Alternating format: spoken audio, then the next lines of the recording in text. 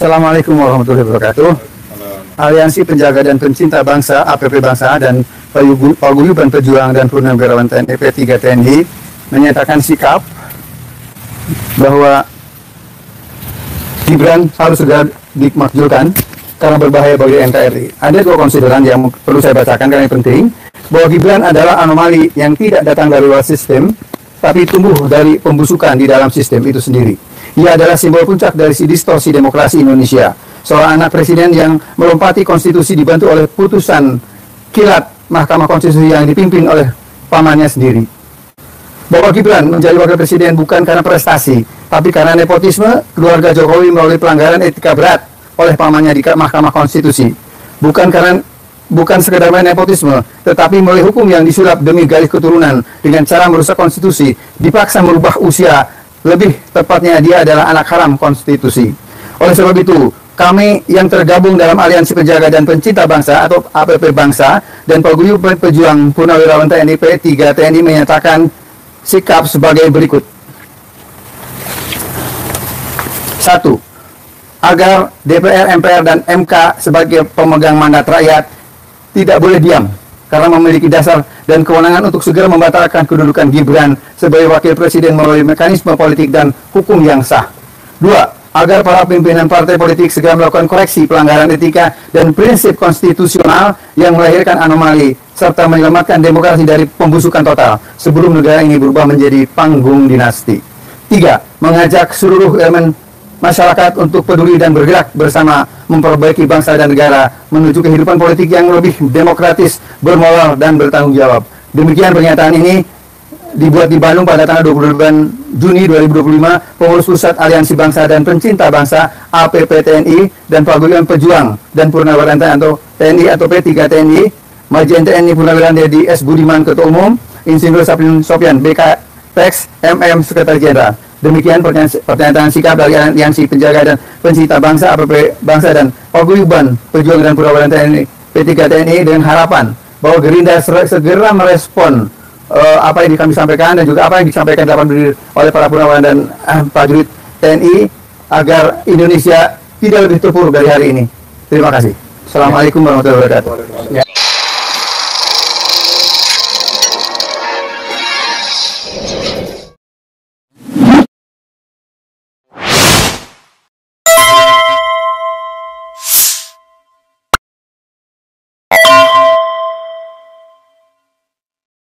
Ya, ada yang mau komen? Perlu ada jawaban. Biasanya kan begitu. Kalau yang Pak Refli Harun, ada komen. Jadi harus ditutup dengan Karen Cadas. Jadi sudah sampai tahap mana Pak Satrio? Ya, jadi ada 3 partai yang sudah kita sampaikan, ya surat dan pernyataan sikap yang tadi dibacakan oleh Pak Adang Suharjo sebagai perwakilan DPW APP Bangsa di Jakarta. Ya, jadi kita berharap ya dengan kita berkunjung ke 3 partai tadi, PD Perjuangan, Demokrat, dan Gerindra, ini sudah ada penugasan dari ketua-ketua partai lah gitu setelah menerima pernyataan sikap kita gitu, bahwa segera saja ya suara atau katakanlah ini karena tadi disampaikan oleh Pak Dedi S. Budiman sebagai ketua umum, bahwa kita ada penyambung lidah masyarakat kepada DPR, MPR, ya, MK. Kalau mereka memang tidak sebagai patung-patung, ya haruslah sebagai manusia yang punya tadi Pak Dedi? Hati pikiran, hati pikiran. Ya, nah begitu. Jadi itu yang kita harapkan dan kami optimis. Dan untuk yang 5 partai lagi kita akan lakukan juga. Jadi diantaranya adalah Nasdem, lalu PKB, ya, lalu PKS. Dan lalu PAN, satu partai lagi, ada 2 ya? P3 adalah PKB udah. PKB sudah, PKB, Nasdem, Golkar. Golkar kelihatannya ya udah kita tetap kirim, walaupun sebenarnya dari apa yang kita sampaikan mereka skeptis untuk apa, untuk yang kita. Dan ini catatan buat Golkar nanti. Kalau memang mereka tidak membuka hati dan pikirannya, ya cuman jadi patung-patung aja, ya masyarakat tidak akan memilih Golkar nanti. Saya pikir kemungkinan juga akan turun jauh gitu. Apalagi biasa ketua umumnya palsu. Pengiriman surat-surat ke partai-partai, kira-kira ada perjalanan apa lagi Pak? Nah, ini kita kan agak berkomunikasi juga dengan PP TNI atau para petinggi, para jenderal lah gitu, yang lebih dari 200 jenderal-jenderal itu. Ya, kita juga akan mendukung seperti apa yang telah disampaikan kemarin di hotel di Kemang. Ya, kalau seandainya mereka tetap jadi patung, budek, nggak membuka pikiran dan hatinya, ya jangan salahkan. Ya, kalau masyarakat akan mencari saluran lain. Ya, itu yang bisa saya nyatakan. Ya kan? Barangkali ada yang komen?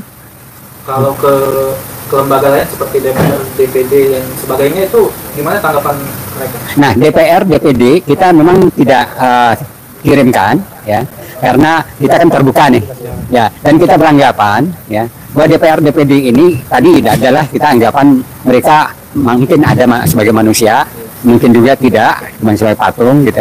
Tapi kita berharap dengan ketua-ketua partai, ya 8 ketua partai ini, ya tinggal perintah, gitu. Karena sistem kita di sini itu kan adalah ketentuan itu adanya di ketua umum partai.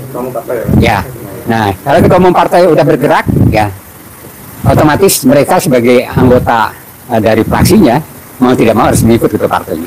Tadi kita juga dapat sedikit bayangan dari yang menerima kita di DPD PDI Perjuangan tadi kan. Mereka akan menyampaikan ke ketua umumnya Ibu Dr. Honoris Causa Hajah Megawati Soekarno Putri. Mereka akan sampaikan dan kita berharap ya sama seperti ini Pak Prabowo Subianto nanti akan disampaikan juga oleh para petugasnya. Ya nanti tinggal gampang kok. Ini masalah gampang banget. Mereka tinggal perintah aja kok. Ya, laksanakan pasti jadi. Dan nggak perlu lama, mungkin dalam waktu 1 bulan udah bisa makzul gitu. Ya 1 bulan bisa dimakzulkan, tinggal diperintahkan partai kok. Nah, kemudian saya nambah sedikit. Ya.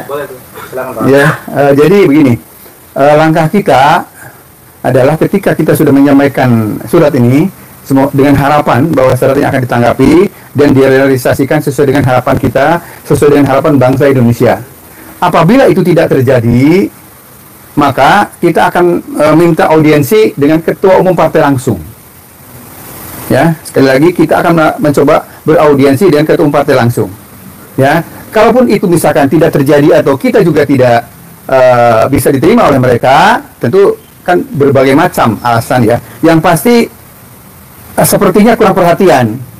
Masalah bangsa yang sebesar ini kan itu tanggung jawab mereka. Ini kan keputusan politik. Kalau mereka terus tidak melakukan apa-apa, terus untuk apa ada partai politik? Lebih baik kalau partai politik tidak memperjuangkan rakyat, ya lebih baik dibubarkan. Untuk apa? Hanya menghabiskan uang rakyat, menghabiskan APBN, hanya untuk kesana kemari nggak jelas, rakyatnya semakin sengsara. Ini penting. Nah, adapun kenapa kita nggak ke DPD dan DPR dan MPR? Karena memang sebetulnya saudara kita dari Forum Purnawirawan Pejuang, Forum Purnawirawan Prajurit TNI itu sudah menyampaikan ke sana. Tinggal kita memonitor dan untuk diketahui bahwa sebetulnya kita jadi sebetulnya suka sedih ya. Anggota DPR ini sebetulnya untuk keputusan yang strategis tidak bisa apa-apa. Mereka menunggu keputusan DPP. Ya jangan diharap. Jangan diharap, mereka itu hanya raja-raja kecil. Ya, kalau ditanya, ya saya percaya. Artinya saya beranggapan itu alasan saja ketika sampai hari ini yang sudah hampir 1 bulan lebih, 2 bulan ya, Forum Purnawirawan menyampaikan 8 butir pernyataan itu, tapi katanya belum sampai ke mereka. Itu mustahil lah.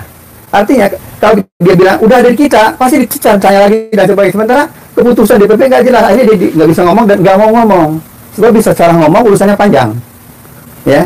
Jadi bisa diresapel dan sebagainya. Itu saya kira. Jadi sekali lagi upaya kita, insya Allah Taala kita ingin ketemu dengan para ketua umum partai untuk masalah ini. Ini karena menurut kami ini masalah penting karena kalau Gibran tidak segera diturunkan, saya khawatir terjadi dinasti politik Jokowi yang akan merusak tahun-tahun berikutnya. Sebagaimana kerusakan 10 tahun yang baru lalu itu. Terima kasih. Kalau boleh tahu Pak, jikalau ini misal kita lihat nanti ini berhasil lalu Gibran turun, lalu kalau gagal itu gimana tanggapannya? Ya, kalau berhasil dan tidak wah, berhasil. pertanyaannya rada sulit dijawab karena pakai kalau nih. Pakai andai ya. Kalau begitu saya juga menjawabnya dengan andai ya. Andai Gibran dimajukan atau dia melihat harus mundur gitu ya. Dia lebih terhormat dengan mengundurkan diri gitu kan, daripada dimajukan itu lebih parah ya. Yang dinastinya gitu kan. Nah itu gampang sekali ya. Tinggal pemilihan wakil presiden pengganti itu banyak, dan kita punya tokoh-tokoh yang sudah mumpuni, jauh lebih berkualitas daripada Gibran. Nah, kalau katakan tadi pertanyaannya pakai andai dia tidak dimakzulkan gitu kan, sebenarnya kita sudah kaji. Kalau dia tidak dimakzulkan, masih dipertahankan, ini artinya keinginan dari otoritarian penguasa pemerintah dengan bekerja sama dengan oligarki, yang sementara Pak Prabowo dalam pidato-pidatonya di luar negeri juga sudah menjelaskan tidak ada bahayanya antara oligarki dengan pemerintahan, atau bahayanya pengusaha dengan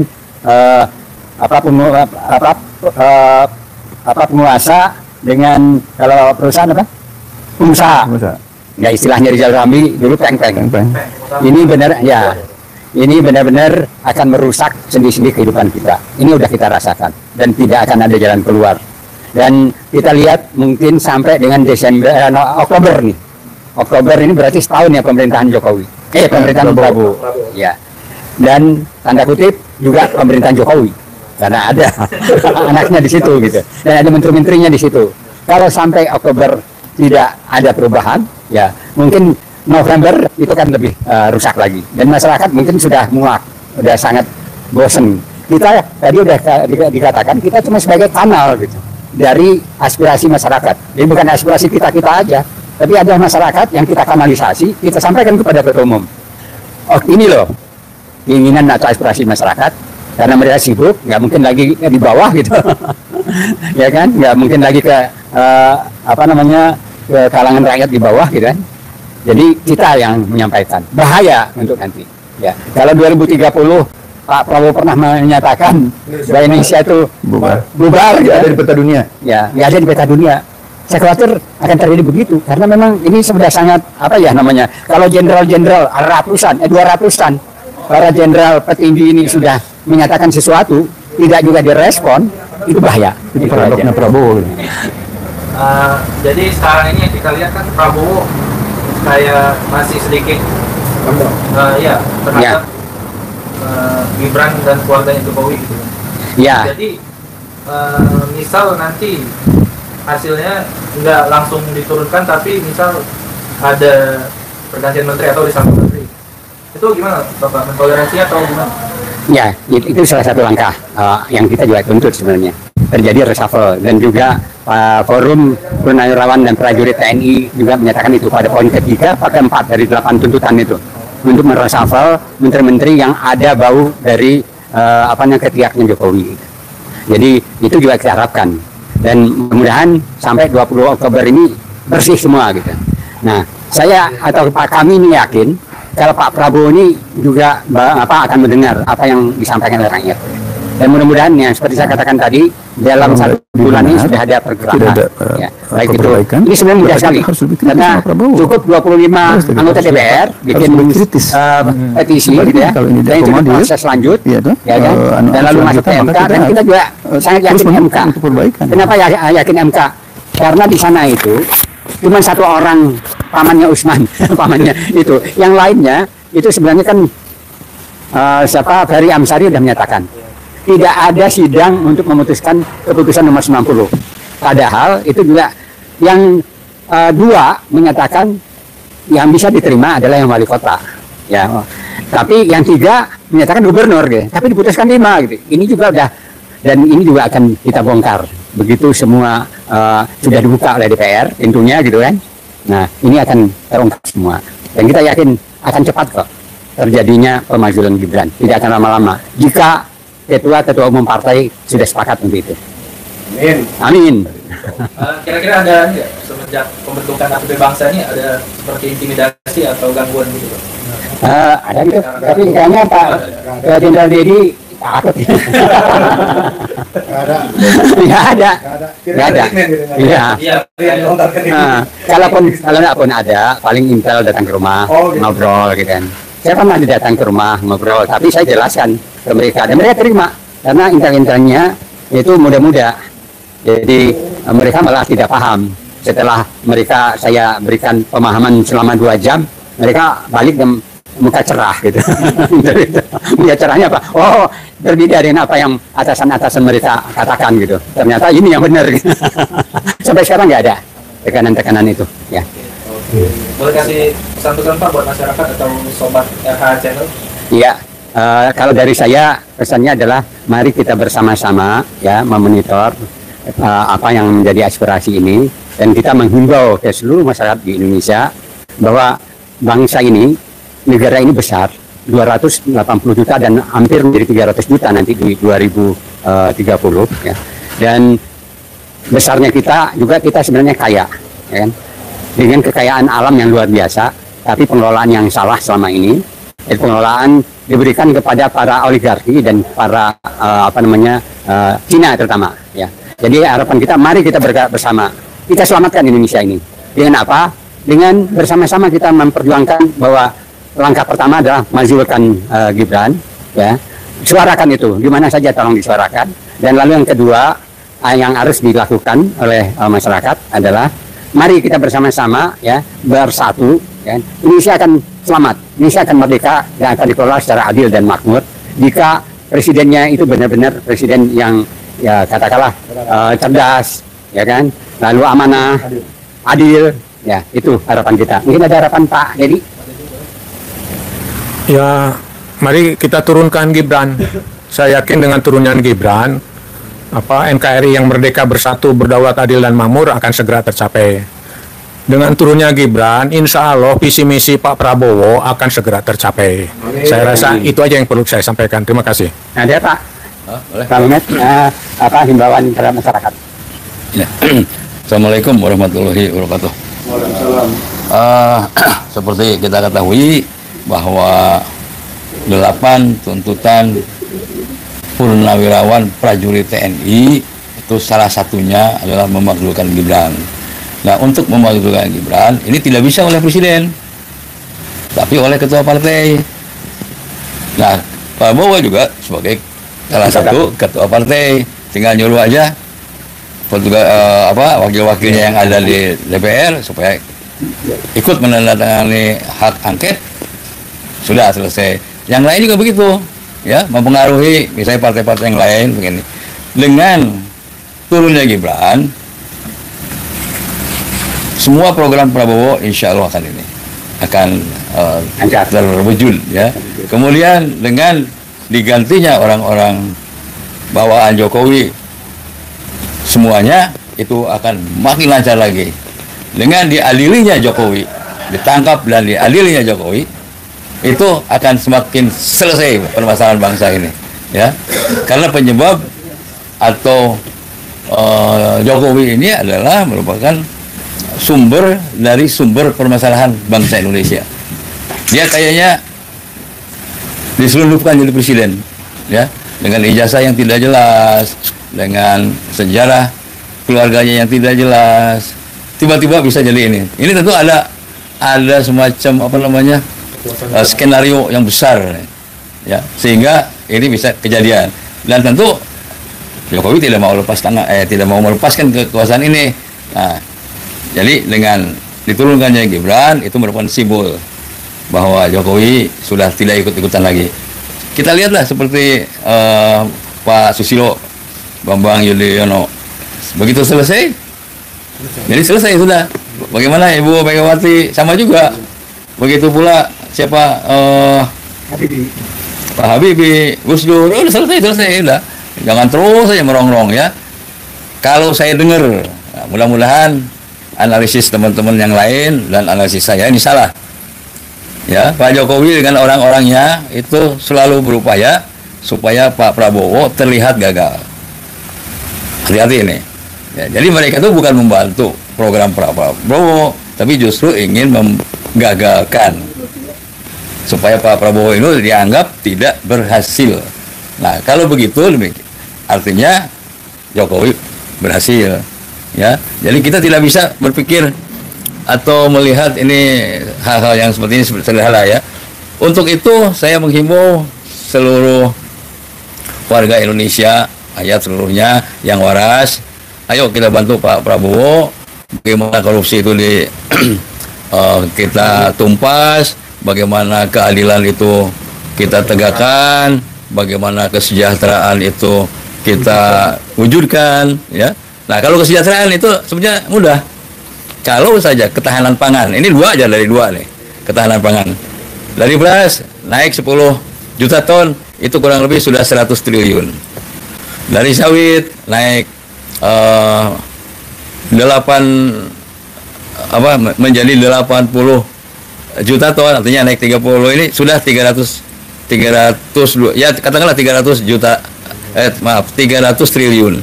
Kalau jumlahkan sudah 400, nah itu aja dari petani itu. Apalagi dari gula, dari jagung dan sebagainya, ya.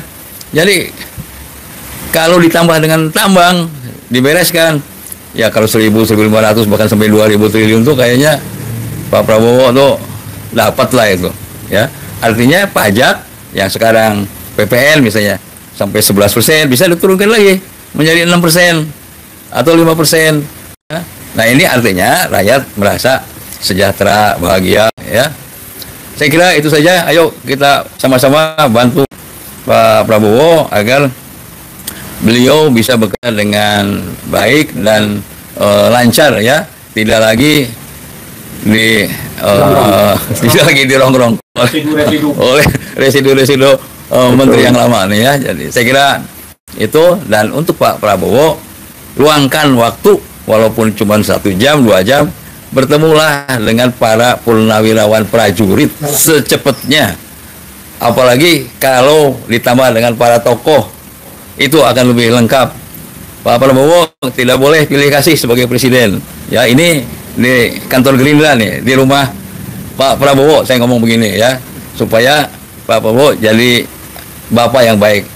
Semua anak yang dianggap menyenangkan, yang tidak menyenangkan, itu tetap anak Pak Prabowo. Semuanya harus dirangkul. Tidak boleh cuma yang pandai menjilat saja didengar. Nah, yang pandai mengkritik itu tidak didengar. Saya kira itu saja. Terima kasih. Wassalamualaikum warahmatullahi wabarakatuh. Waalaikumsalam warahmatullahi wabarakatuh. Ya, Bismillahirrahmanirrahim. Saya Hari Nugraha dari Dewan Pimpinan Wilayah Aliansi Pejuang Penjaga dan Pencinta Bangsa dan Paguyuban Prajurit Pejuang dan Pejuang Purnawirawan namanya di Jawa Barat. Jadi mengapa dari forum Purnawirawan Prajurit TNI melaksanakan atau melakukan kritisi dan memberikan masukan-masukan kepada pemerintah didukung oleh kita dari APP Bangsa P3 TNI menyampaikan hal tersebut kembali kepada Undang 45, membersihkan menteri-menteri Jokowi, dan juga memakzulkan Gibran. Kayaknya hal yang penting. Bangsa ini sudah mengalami keterpurukan yang sangat luar biasa. Ancaman yang terjadi terhadap bangsa ini adalah pertama disintegrasi bangsa. Ini kalau kita lihat perpecahan tuh bukan hanya di masyarakat, tapi jadi tingkat atas dari level tertinggi sampai tingkat terbawah. Ini kan luar biasa. Kemudian utang negara juga sudah melebihi 10.000 triliun. Ini luar biasa. Siapa yang akan membayar? Dan bagaimana cara membayarnya? Dari mana? Sementara SDM, SDA itu diambil oleh asing dan asing. Kemudian juga supremasi hukum juga sampai saat ini tidak berpihak pada kebenaran dan keadilan. Berpihak kepada pemberi uang yang memberikan sumbangan terbesar, ya, kepada yang bermasalah terhadap hukum. Sehingga bagaimana korupsi yang sangat luar biasa sampai triliunan itu sangat masya Allah, kan gitu. Kalau di luar negeri saja itu 1 miliar saja bisa dihukum mati. Ini bagaimana ada 11 triliun atau 11,5 triliun itu dikorupsi oleh 1 orang saja, kan gitu, luar biasa.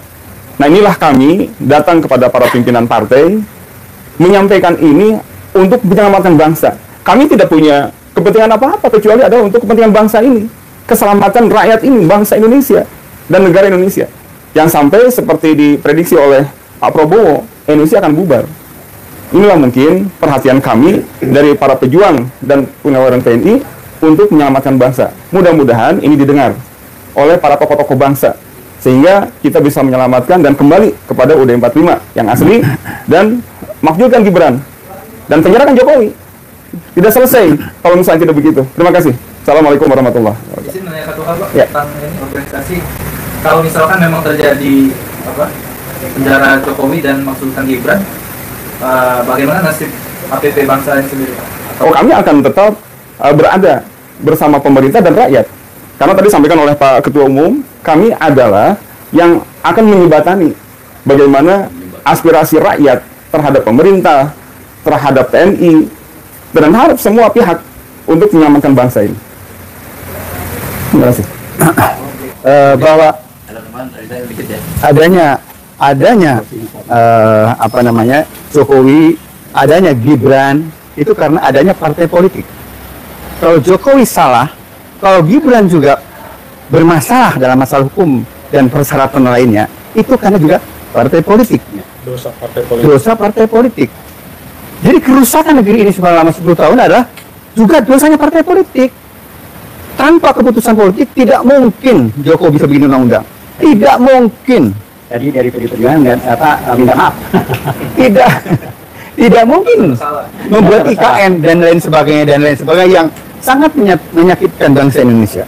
Untuk itu, inilah saatnya, inilah waktunya partai politik memperbaiki diri, meminta maaf pada rakyat, ya, memperbaiki diri dengan memakzulkan Gibran tentunya, dan insya Allah ke depan tidak ada lagi panjang dinasti Jokowi. Dan karena itu mudah-mudahan sekian waktu sisa Pak Prabowo memerintah itu terjadi perbaikan yang signifikan di negeri kita, ya, itu harapan kita.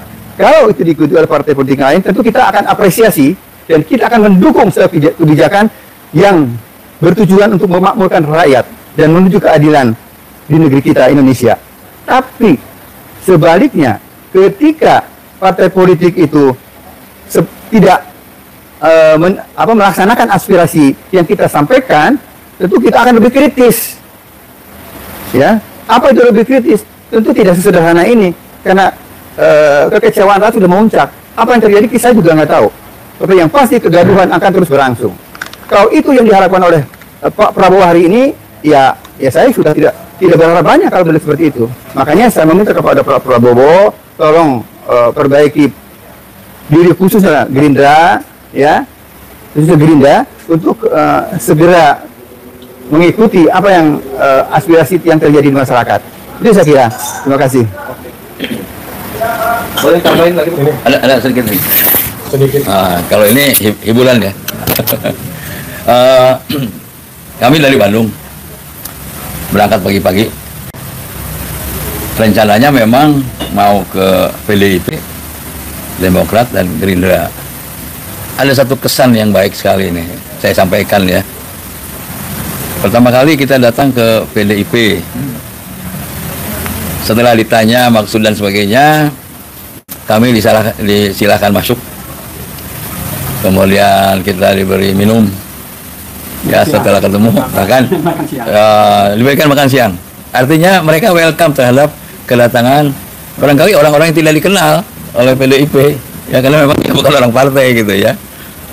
Dan saya melihat ini ya, memang ada kedewasaan di dalam berorganisasi di PDIP. Ini terlihat dari rumahnya aja, dari rumah tangga markas besar DPP-nya ya. Kemudian setelah itu kami bergeser ke Partai Demokrat. Oleh satpamnya kita disilakan masuk.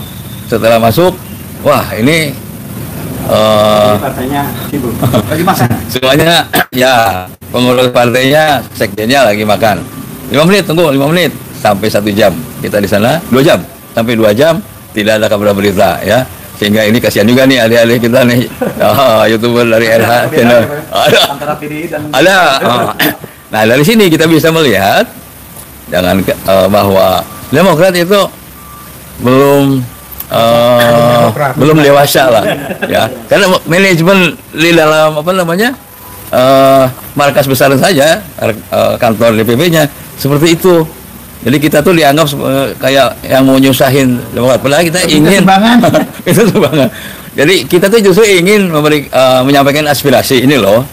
Apalagi kebetulan Dewan Pembinanya kan juga tentara, ya, jenderal senior. Dan yang datang juga ada di sini, jenderal juga datang ke sana. Tapi ya begitulah penerimaan di Demokrat. Kemudian kita datang lagi ke Gerindra, ya. Abang agak jauh, kira-kira hampir 1 jam tadi ya kita berangkat ke sini.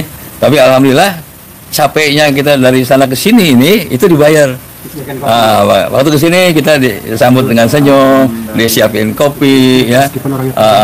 Walaupun tidak ada orang, kebetulan para pengurusnya nggak ada, ya. Jadi kita melihat bahwa Gerindra juga partai yang cukup besar, ya, dan dewasa, ya, di dalam menerima ini. Kita disiapkan peralatan apa di sini? Kita boleh juga memotret, ya. Oh, kan ini wawancara. Tapi Gerindra lebih dewasa lagi.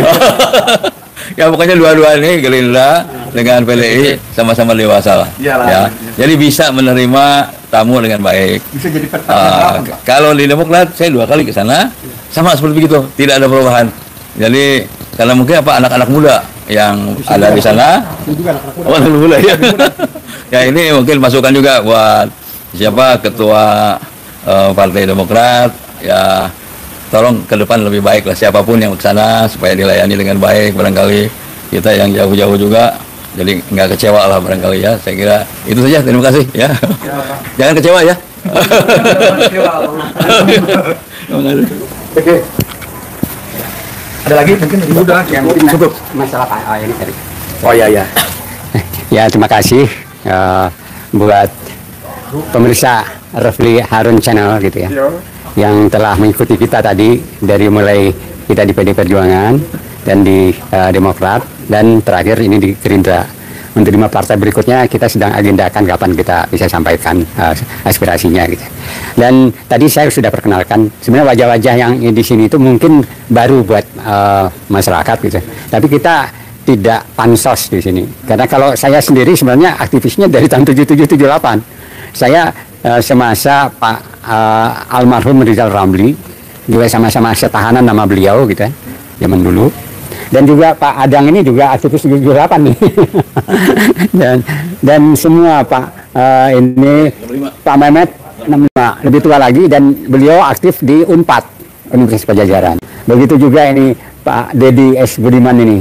Beliau sudah malang melintang untuk masalah mengkritisi tidak saja pemerintah yang sekarang, ya, termasuk pemerintahan Jokowi, dan bersama kita juga tergabung di petisi 100 gitu ya. Jadi kita bukan ingin terkenal atau pansos katanya kata netizen ya, tapi kita benar-benar berkeinginan bahwa aspirasi masyarakat yang sangat berkembang saat ini, dan kita yakin juga bagi kalangan-kalangan yang sebelah ya, ini menggunakan dana yang tidak terhitung. Mereka juga bisa menyewa surveyor yang menyatakan bahwa ini suara-suara yang istilahnya kalah gitu kan, bukan. Ya, kita benar independen di sini. Bukan orang-orang yang kalah di sini. Lalu yang berikutnya, kita juga dalam kegiatan ini tidak punya keinginan yang lain, tapi keinginan adalah bagaimana bangsa ini untuk ke depan anak cucu kita selamat gitu. Itu saja. Jadi tidak berkeinginan untuk dapat jabatan komisaris segala macam seperti siapa itu? Pak Iman, Ade Armando gitu kan. Dan iya. Ya, ada lagi tuh yang siapa, Sylvester ya, yang menganggap rendah terhadap jenderal. Dia pernah berjuang nggak gitu? Pak Narko yang dia serang itu adalah jenderal Kopassus yang berperang di mana-mana gitu. Dia cuma berperang dengan ya berperutnya untuk mulutnya yang berperang dan menghina gitu ya. Ya satu saat nanti ya kita akan lihat bagaimana Sylvester itu ya. Ya sekali lagi kita bukan pejuang-pejuang baru ini. Kita pejuang lama gitu, dan kita udah makan asam garam lah dalam hal kegiatan-kegiatan ini. Cuman kita tidak mau buat publikasi. Dan terima kasih kalau Pak Refli Harun Channel sudah mengikuti kita. Assalamualaikum warahmatullahi wabarakatuh. Kalau soal Hercules gimana loh?